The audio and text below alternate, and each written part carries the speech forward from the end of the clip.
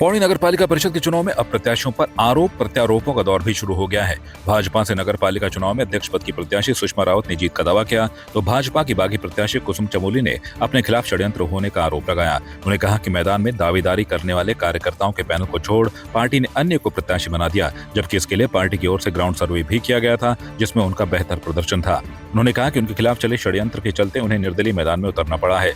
वहीं मामले में भाजपा प्रत्याशी सुषमा रावत ने आरोपों को खारिज करते हुए कहा कि पार्टी ने उन पर भरोसा जताया है और खुद कुसुम चमोली ने उनके घर आकर चैन से पूर्व कहा था कि पार्टी जिसको भी देगी उसका समर्थन करने की बात कही थी।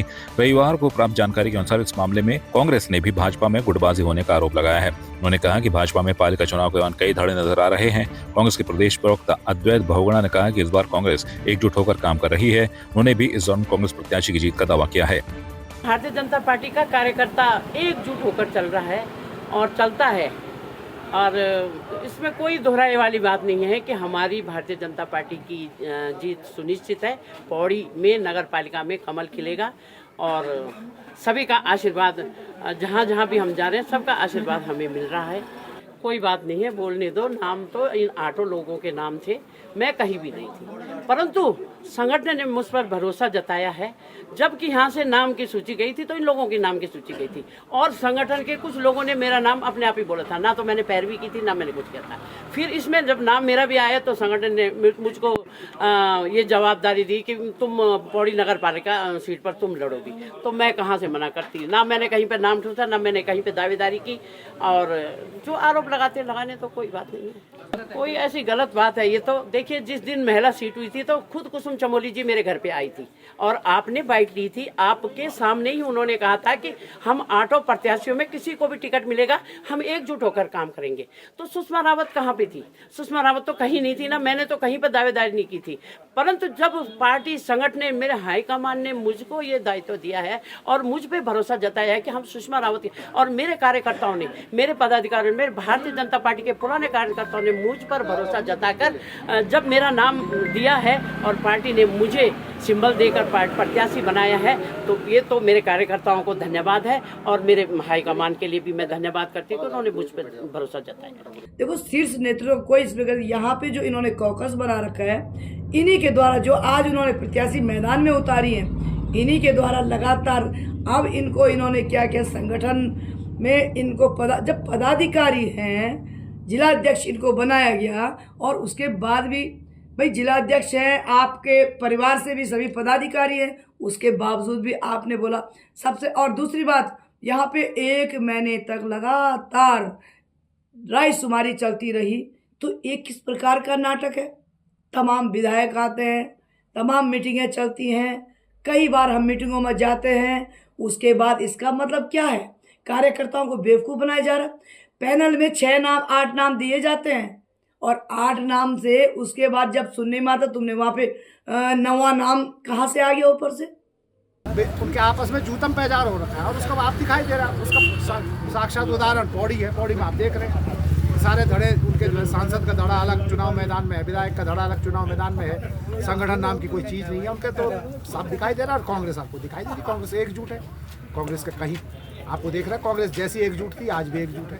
कांग्रेस एकजुटता के साथ चुनाव लड़ रही है। हमें पूरी उम्मीद है कि पौड़ी की जनता का आशीर्वाद कांग्रेस को मिलेगा और इस पौड़ी का जो विकास पिछले 12-15 सालों से रुका हुआ है वो एक बार फिर रफ्तार पकड़ेगा। क्योंकि एक तो साफ सी सच्ची बात है कि कांग्रेस का जो उद्देश्य है, कांग्रेस जानी जाती है अपनी गवर्नेंस के लिए, पॉलिटिक्स के लिए। ये सच्चाई है कि कांग्रेस को पॉलिटिक्स करनी नहीं आती और वो राजनीति करने में माहिर हैं। हम गवर्नेंस के लिए जाने जाते हैं, गवर्नेंस के लिए पहचाने जाते हैं। कांग्रेस की पहचान ही गवर्नेंस है और हमें ये हमारा विश्वास है और हम विश्वास दिलाते हैं पौड़ी की जनता को कि अगर पौड़ी का आशीर्वाद हमें मिलेगा तो हम वही बेहतरीन गवर्नेंस के साथ नगर पालिका को चलाएंगे और पौड़ी को जहां वो पौड़ी हमने छोड़ी थी उसके फिर उससे आगे पहुंचाएंगे।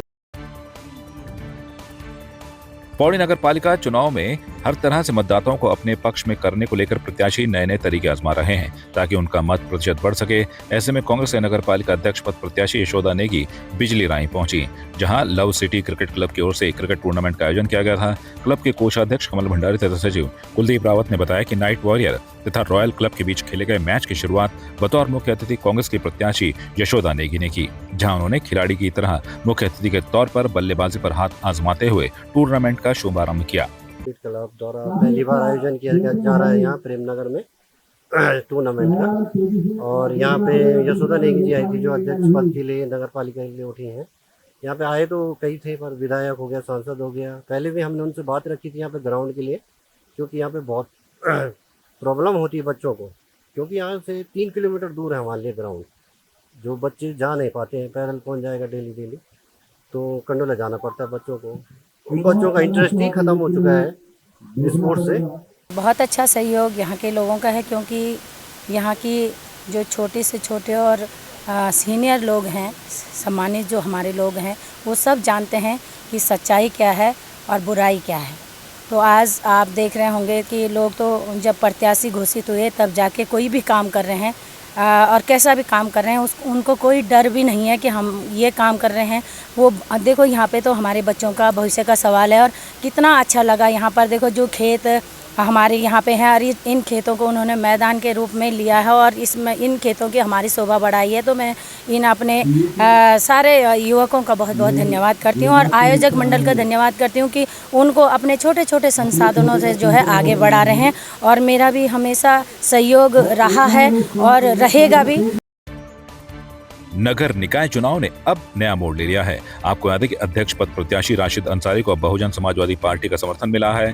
बहुजन समाजवादी पार्टी के जिला अध्यक्ष एडवोकेट राजेश कुमार गौतम ने स्वयं खटीमा नगर पालिका अध्यक्ष पद निर्दलीय प्रत्याशी राशिद अंसारी के चुनाव कार्यालय पहुंचकर ये घोषणा की। उन्हें बताया कि उत्तर प्रदेश की पूर्व मुख्यमंत्री और बहुजन समाजवादी पार्टी की राष्ट्रीय अध्यक्ष बहन मायावती के आदेशानुसार हमारी पार्टी ने ये निर्णय लिया है। खटीमा से निर्दलीय अध्यक्ष पद प्रत्याशी राशिद अंसारी को हमारे द्वारा पूर्ण समर्थन दिया गया है। हमारे समर्थन के पश्चात राशिद अंसारी का खटीमा नगर पालिका अध्यक्ष बनना तय हो चुका है।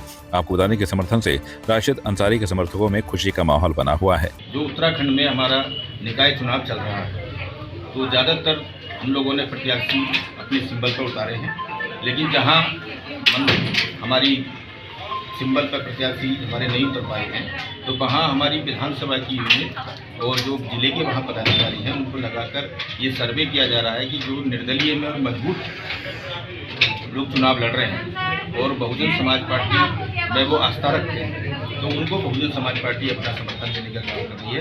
तो उसी के पर्पज में खटीमा में जो हमारी खटीमा की यूनिट है, उन्होंने हमें रिपोर्ट दी कि खटीमा में राशिद अंसारी जी जो मजबूत प्रत्याशी हैं और बसपा सोच आप रखते हैं, और जैसे कि यहाँ की जितने भी हमारे कार्यकर्ता हैं सभी ने रिपोर्ट दी।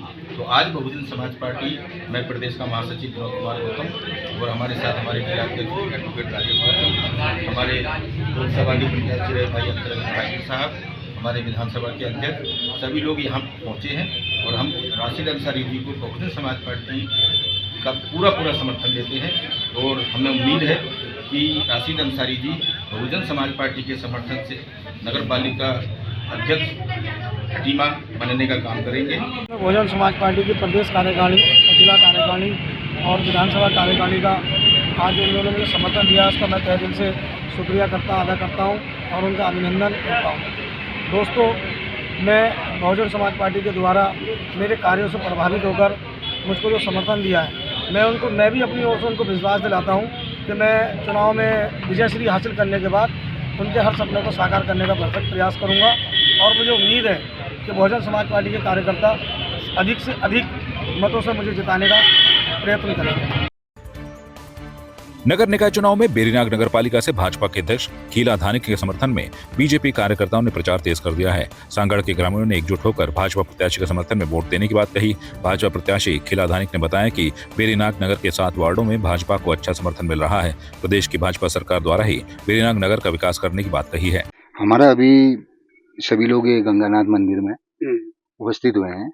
हमारे खीला धानिक के पति श्री दीपक धानी जी ने एक आह्वान किया था, तो पूरे गांव हम अभी यहाँ पे मीटिंग करी। सभी ने कहा कि गांव का मैटर है, पहले हमारी जो कैंडिडेट है खिलाधानी, तो इनको सर्वसम्मति से जिताने के लिए सभी लोग एक साथ पूरा सहयोग करेंगे और पूरा भरसक प्रयास करेंगे जिससे कि वो विजयी हुए और हम पूरे गांव वाले एकजुट होकर के पूरा सहयोग करेंगे। आपकी इस पर क्या राय है, हमें कमेंट कर जरूर बताएं। इसके साथ ही आप हमारे YouTube चैनल को सब्सक्राइब कीजिए। आप हमें Facebook, Instagram, Twitter पर फॉलो भी कर सकते हैं और संवाद 365 के साथ एक क्लिक में जुड़ने के लिए डाउनलोड कीजिए संवाद 365 ऐप।